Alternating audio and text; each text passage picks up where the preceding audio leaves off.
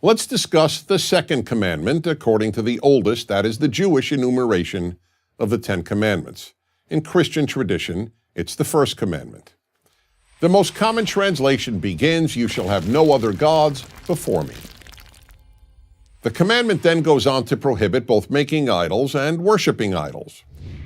Most people, when they think of this commandment, understandably think that it only prohibits the worship of idols and the worship of gods, such as the ancient pagan gods of rain, of fertility, all the other nature gods, and chief gods such as the Roman Jupiter and the Greek Zeus. However, there is a major problem with this understanding of the commandment. Since no one today worships these gods, let alone worships idols made of stone, most people think that this commandment is irrelevant to modern life. The irony, however, is that this commandment is not only relevant to modern life, it is in many ways the mother of all the other commandments. Why is it so relevant today? Because today we have as many false gods as the ancients did. And why is it the mother of all the other commandments? Because if we identify false gods and avoid worshiping them, we will eliminate one of the greatest barriers to a good world, false gods. So let's begin by defining a false god. The point of biblical monotheism is that there is only one God, and that only this God, the creator of the universe, who demands that we keep these 10 commandments, is to be worshipped. Why? First, because one God means one human race. Only if we all have the same creator or father, as it were, are we all brothers and sisters. Second, having the same parent also means that no person or group is intrinsically more valuable than any other.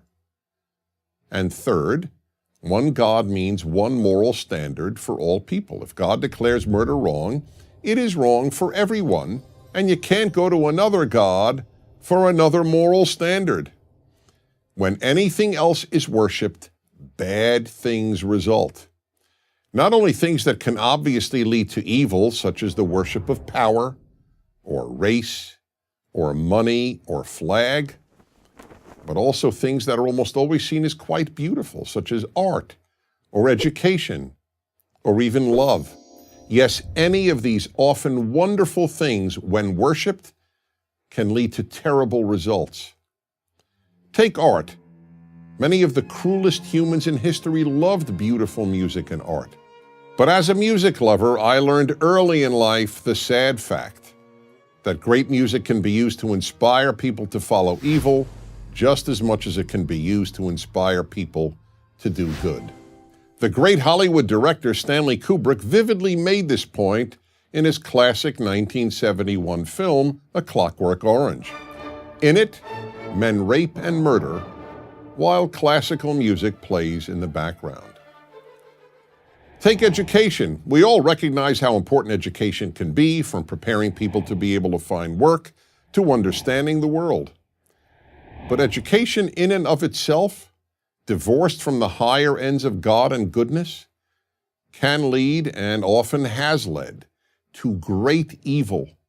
Many of the best educated people in Germany supported Hitler and the Nazis, and almost all of the Western world supporters of the genocidal regimes of Stalin in the Soviet Union and Mao in China were highly educated.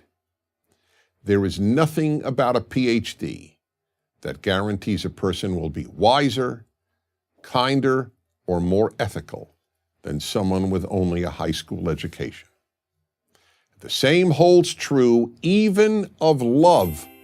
Love, of course, is so often beautiful, but it too can lead to evil. In the 20th century, people who put love of country above love of God and goodness often committed terrible evil.